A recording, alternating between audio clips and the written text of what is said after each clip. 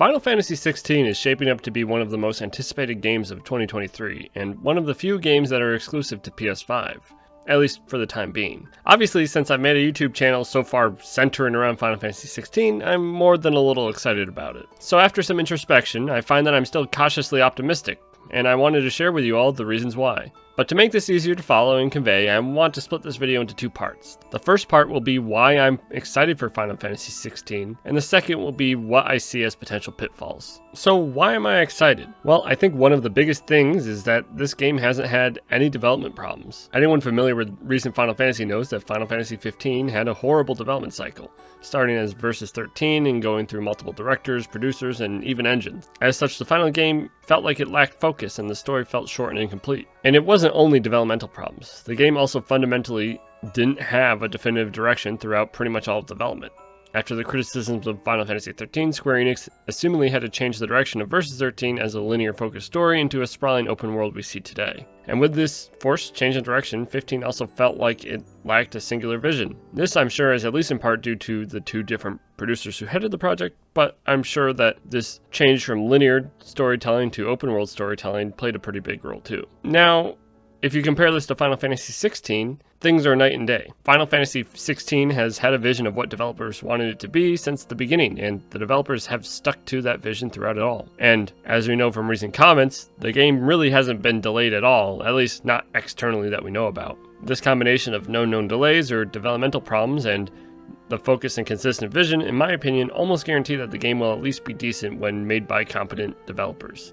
And that brings me to my second point. The leads behind this game are exactly what I would call competent developers, or at least a competent development team. Now this might be a little confusing since I just complained about the developers behind Final Fantasy XV, so let me explain. The developers working on Final Fantasy XVI obviously still work for Square Enix. However, you see, Final Fantasy XV was made by the now dissolved Luminous Studios, who most recently made Forspoken. The team working on this game is referred to as Creative Business Unit 3, whose only real major titles before this are Final Fantasy XIV and 11, the two MMOs. And that Final Fantasy XIV credit is why I, like so many others, are so hopeful for Final Fantasy XVI.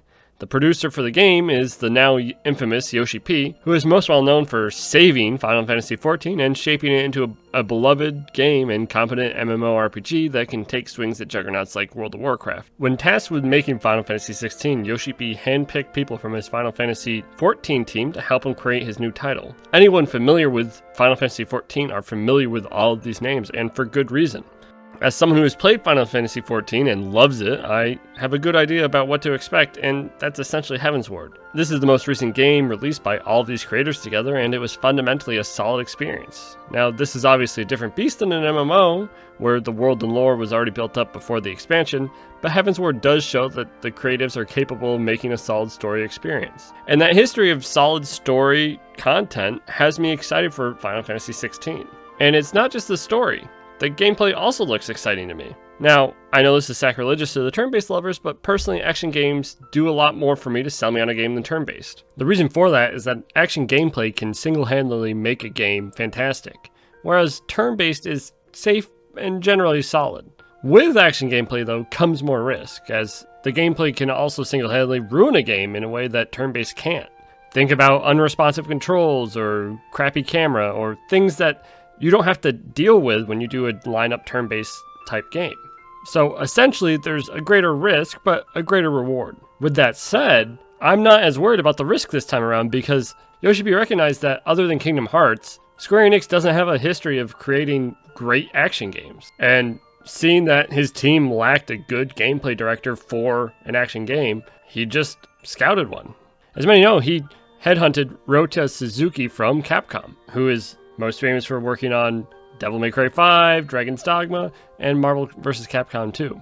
Combine that with the fact that recently there was that gameplay press event where a bunch of reviewers got their hands on the game, and generally speaking, all of the reviewers liked it. So at this point, I have pretty good confidence that the gameplay is at least baseline going to be okay, and it has the potential to be great.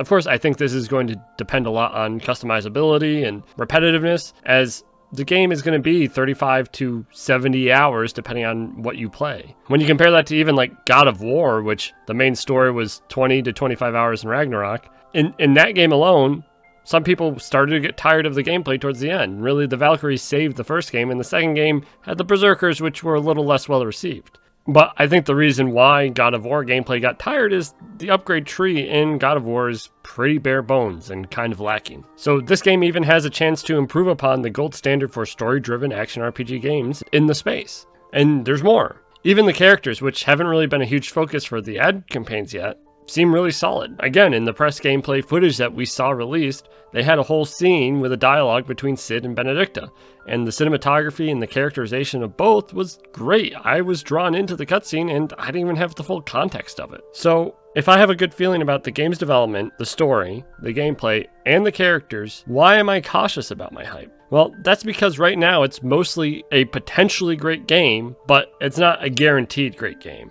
Sure, it has a good chance with the developer's history on Final Fantasy XIV, but it still also has the potential to miss all the marks. All of the impressions I have are based on developer statements and snippets of what they've decided to show, and of course I trust Yoshi P to not outright lie, but there's still a lot that can go wrong, especially in the second half. The story, for instance, is a lore-based story. When I say that, think of Game of Thrones, where in order to really appreciate the story going on, you need to learn the world. You have a massive world with houses like Targaryen and Tyrell, locations like the Wall or King's Landing. There's a steep learning curve of what is this nation and that person and why do they matter. In fact, I think that this is one of the major problems with Final Fantasy XIII, with the fal'Cie and l'Cie, where fal'Cie and l'Cie basically stood in for the fated and the gods and things like that. These terms create a barrier to someone getting into the world. They have to get invested. So while at this point I'm totally on board and get everything, and you're probably on board and get everything because you're watching my videos, for the average person, if they don't introduce the nations and people in a digestible way, the story might just fall flat to the common audience. Also, there's the characters. As much as I just built up the scene between Cid and Benedicta, so far the only real character interactions we've seen is short snippets of Clive, Cid, and Benedicta. And we've seen so little that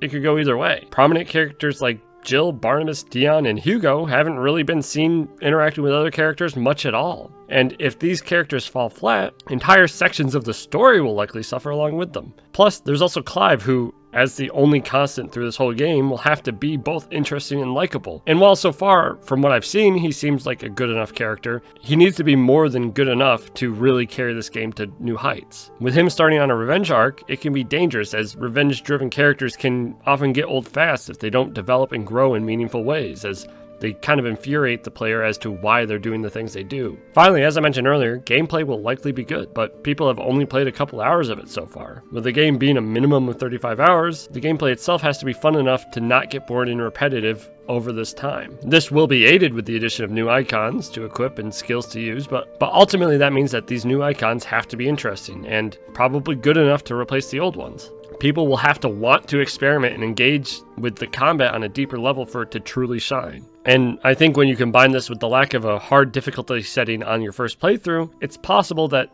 action game veterans might just get bored with how easy the game is and start to complain that it's a little shallow or meaningless. I mean, you can look at a game like Final Fantasy XV. While that game kind of is a one-button action game, there actually was a little more depth to that gameplay. If you remember, not only was there the weapon switching, there was also the fact that if you tilted your analog stick, it would change what kind of move you would do. So between the weapon switching and the analog stick, the gameplay actually had a good amount of depth. The problem with Final Fantasy XV was it was just too easy. You could spam potions, maybe dodge every once in a while and hold down circle to attack, and you basically could beat the game. So in summary, I believe this game has a huge amount of potential. More potential than I've seen in a game since probably God of War 2018. But with that potential comes an inherent risk. And truthfully, it's that risk that has me excited. This new direction for Final Fantasy could make a generation-defining game the same way God of War did with the PlayStation 4. Or it could turn out to be a decent yet forgettable game that pleases but doesn't excel. With all that said, if you watch this, you're probably excited for Final Fantasy XVI like I am, and so if you want to know a little more about Final Fantasy XVI's story, then you can check out my video where I tell you Final Fantasy XVI's story, which was a summary of really all the trailers up to that point, where I generated theories with supporting evidence to kind of piece together what probably the first 50% of the game is going to be. If you've already seen that, I would also highly recommend my more recent Story of the Press Footage video, where I basically summarized the story of the press event that I mentioned a couple times in this video. If you like this video, leave a like. If you don't, well, you don't have to. And above all that, I hope you have a good day. Thanks. Bye.